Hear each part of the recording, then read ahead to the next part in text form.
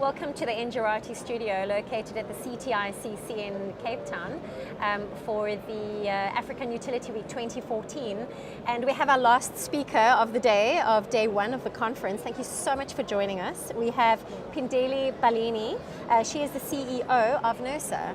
And I'm sure you have plenty to tell us. But we were discussing before the interview started about the incredibly low access to electricity that exists in sub-Saharan Africa. And although we've got all these rich resources on the continent, somehow, the investment is just not coming in. Yeah. Why do you think that is? It's a matter of concern for us as regulators, because we have to regulate and increase prices at the time when the infrastructure is not performing optimally and there is no increase in the available power. Now, it's one of those issues that we're going to have to really resolve, because on the one hand, we've been advised, create regulatory stability, unbundle the industry, separate distribution from generation, create independent systems operators, and even where that has happened on the continent, we still haven't seen that generating more investment. Earlier on, I was quoting a case of Kenya, where an IPP was done 15 years ago, and that IPP has performed in accordance with the agreement, and yet Kenya still faces country risk factors that are the same as 15 years ago when they started with that project. So there seems to be something that's not adding up. The need is here, the money is available, but something is just not coming together, and it is something of a worry. We also know that there are challenges around tariffs not being cost reflective. Right. And that's one of those things, though, that African government have braved and have allowed regulators and utilities to increase costs to reflect the cost of service. And even where that has happened, we still haven't seen the kind of uptake for investment that we're looking for. Okay. So I suspect Africans are going to have to question conventional wisdom about what will it take to fund, and perhaps find people who are prepared to fund on a different basis than the current practice. It sounds like a very frustrating situation, because as you say, the finance is there, the projects are there. Yeah. Are the projects not being followed through? Maybe mismanagement of the projects, or I wouldn't risk say mismanagement. management maybe is not being looked at? I wouldn't even say mismanagement, because the projects that don't get to start. Right. So, okay. so it means that people assess it and they say, even though you are bankable, I'm not banking you. So there's one element that there's a challenge with the bankability of projects in Africa. Right. But we've gotten assistance from the USAIDs of this world, from the GIZs of this world, to get us to package projects that are bankable. Okay. With that done, yes, we're still not seeing the money flowing through. I was speaking to somebody earlier about risk management and how important it is to actually get a third party sometimes on board, just to, from the outset, from the project right to the end of the project, and that'll actually improve bankability. Investors will be attracted by that, and also it'll help a project to move along. Do you think that's what it could be? Maybe they need to outsource and get third parties in? That's definitely one of the solutions, and we have seen international cooperating partners being willing to come in and provide risk mitigation participation in transactions. Yeah. However, the level of electrification has still not moved in a manner that says there is a leverage from activities like those. My own sense, and this is a very personal view, is that the profiling of risks by current financiers is not fair. Okay, all right. Yeah. And that is what is, in your opinion, really stopping the development from taking place. Yeah. What do you think is going to resolve that? What is it going to take? It's going to take, one, Africans mobilizing African money to bank African projects that they can profile in a different manner than the conventional way of doing business. All right, so a completely different shift. A complete mindset shift. Right, okay. And do you think that's possible? Do you think it's going to take time to get there? What is it going to take to create that shift, in your personal opinion? I think enough of educated Africans who are skilled in asset management and venture capital funding are beginning to realize the value in African communities and African societies in the manner that they are organized without living up to other people's standards. There are businesses that we are beginning to see that are new, that are African born, that are, Yes. that are African grown, and they are being funded. Yes. And it is those types of funding resources that we're going to have to increasingly look towards, rather than Absolutely. conventional funds that have got so many conditionalities that we Absolutely. can never seem to meet as Africans. Now that leads me to my next question. The NERSA has launched a Learnership Program 2014. Is this in response to that, perhaps that talent, lack of talent, skills gap? Can you expand on that? It's very interesting. Yes, I will. Generally, the country faces a skills challenge, and there are gaps at all sorts of levels. But in our case, it's very acute because there's no school where people go to learn regulation and become regulators. People go to law school, study law, become lawyers. Medical school, study medicine, become lawyers. Okay. There is no college for regulation. That's a good point. Therefore, we have to literally manufacture our own skill set. Regulators school. Of regulators. And maybe someday we'll establish a regulator university. So we need, and regulation requires really 4 disciplines. Right. It is economics, Right. finance, legal, as well as technical. Okay. And technical could be any engineering. In electricity, it would be electrical engineering. In petroleum, could be chemical. And now there's a new qualification that's being developed for petroleum engineering. We're very excited about that. Yes. Or geology. Somebody who studied geology in terms of You need a gas. holistic view. Yeah, Yes. absolutely, Yeah, and that is going to really incorporate that. Hopefully, it'll get that mind shift, that shift that you're looking for. Yeah. That holistic point of view will help with that. So, who are you? I mean, who are you approaching? Are you approaching universities, high school graduates? Who are you roping in to come onto this program? At the moment, we really focusing on university students, so both universities and universities of technology. Right. And we are doing it through advertising. And we get incredibly large responses. Oh, that's good to know. Which it's good to know on the one hand, but on the other hand, it signals the problem in the economy, where you're going to advertise for 20 positions and you get 4,000 applications. So many So applications. you can clearly see. However, we are finding through this program that there are people with basic qualifications like BCom, law, engineers who are sitting at home doing nothing. And by taking them through the Learnership Program and a training course that we have designed for regulators together with the energy sector, Okay. we are able to get people up to speed and up to a point where they can take jobs within NERSA or even in the regulated industry. Right. Actually. Okay. Yeah. Okay. Yeah. So I mean, there was obviously a skills gap in the first place. I mean, it's just amazing to me that this is the first time that this has been launched. Is it the first time that it's been launched, the Learnership Program? This was the second launch.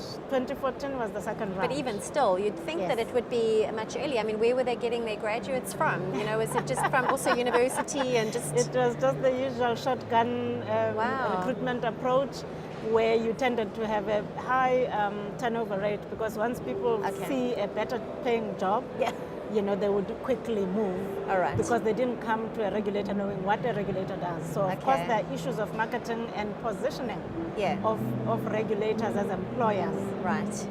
When we had a conference earlier this year, we got feedback from students at universities to say, for starters, the public sector doesn't have a good reputation as hirers.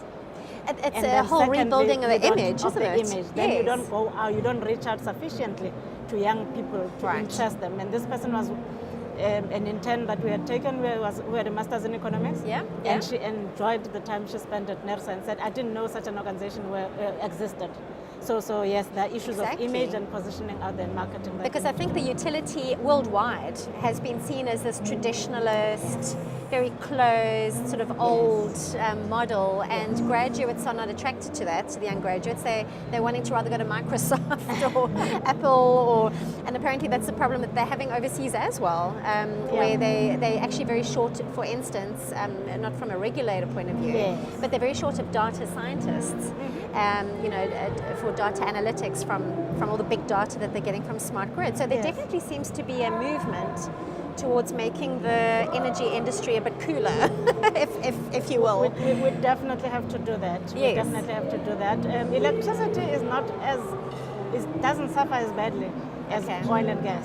Okay, all right. where oil and gas has traditionally been known as dirty business. Yes. And irresponsible. They've left communities stranded, and young people are definitely reluctant to go there. But in the country, in South Africa, 80-90% of engineers in this country, electrical engineers, went through ESCOM.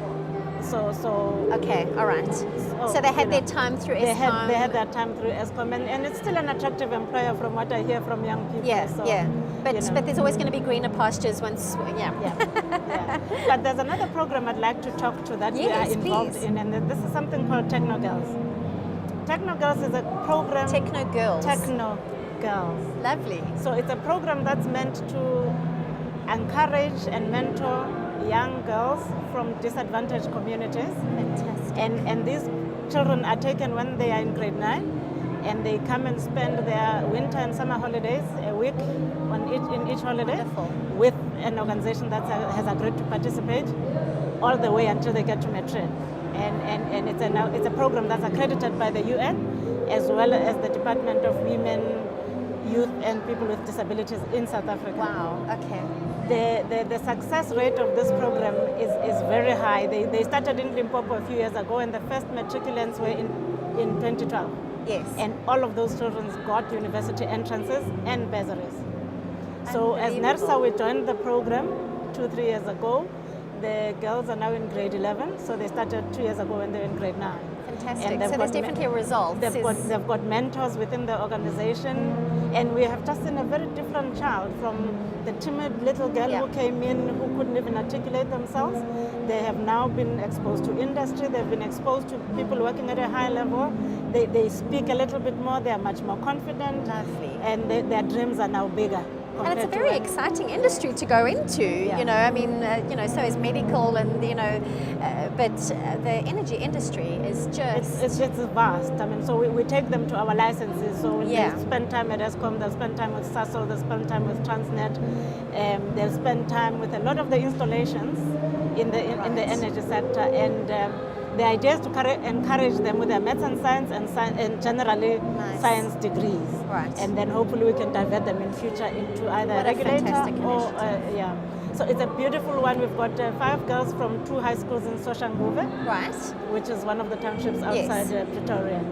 Wow. So and it's definitely on the move. You're seeing results. I mean, what more could you want? Exactly. Yes. I mean, as far as energy development in South Africa is concerned, where do you see us going? Where do you see us going? Are we on the right path? Do you see fit for more competition? Do you see what is your personal opinion on I think where we're heading? Are we heading in the right direction? Yeah, we are heading in the right direction because, for instance, for one, we've improved our planning. Yes. We've got an integrated energy plan. Yeah. We've got an integrated resource plan, which is a subset of the IEP, which essentially outlines the capital investment program for electricity. In that IRP, you've got all the sources of energy being accounted for. Just a good energy mix now, good whereas energy before mix, it was just coal. So now it. you know when renewables will come in, when gas will come in, when biogas will come in, when coal will come in, when nuclear will come in. So there's a good planning nice in healthy place. mix. Healthy. We institutionally, we haven't moved much. Okay. So you still have a vertically integrated monopoly that dominates generation and transmission, as well as has half of the distribution business. So in terms of the white paper, the plan was to introduce competition and introduce independent power producers that would then compete with the current incumbent. And where do we stand with that? Unfortunately, government hasn't moved fast enough to implement that. Okay. So although independent power producers have been introduced for renewable energy, they are selling to the single buyer, which is ESCOM. So whilst we are in an energy shortage situation, that's not an issue, but they will get to a point where that becomes an issue. Okay, all right. So what do you think is the solution? Do you think it's just a matter of time until government does move along and I think so. I think government is gaining more confidence. Okay. There's a bill that was put out, the independent system and market operator, that was meant to separate the system operation Yes. from generation of Eskom. Yes. So that you can have a number of generators selling through the Okay. system operator So that is and in the being pipeline. fairly dispatched. That is in the pipeline. Great. And in the one hopes that in the new administration that bill will be revived and it Yes. will be processed and finalized. Okay, well that is super, that is good news. We could chat here all night. Okay. But just my last question and then I'll let you go and enjoy your evening. What has been your general perception of the conference thus far? Are there things that you're very disappointed in that you thought perhaps would have changed and would have developed? Or are there things that you are very excited about, you know, that there's development where you thought there wouldn't be? Any trends that you've picked up that, you know, that you'd like to mention? You know, You're my reporter. I'm very impressed by the conference. It's been lovely to watch the growth of this Africa Utility Week, because the first time I participated in it, I was in a municipal environment. It was a much smaller conference. Yes, to see the number of exhibitors, just how the logistics are perfectly arranged, to look at what happens in the parallel sessions with all the resource people around the parallel sessions, the workshops that are being run within the exhibition area. Yeah. I think we're on to a good thing. And there seems to be a lot of interest in Africa. There's a lot of interest in Africa. Yeah. I met colleagues that I was with in Nairobi here. So they have, this ESI has really positioned this conference properly within the continent. My organization had to reschedule its event so that it doesn't clash with this. Fantastic. Because people wanted to be here. So I think. Well, I'm thrilled that you are here because we ESI. get a little bit of insight into what's been going on in the background. Yeah. But thank you very much for joining us. I won't keep you any longer. I hope you enjoy the rest of the conference and that you gain much success from it. To our viewers, thank you very much for joining us. Please note that there will be a number of interviews carried out over the next 2 days of the conference. Please feel free to watch all of them. Thank you.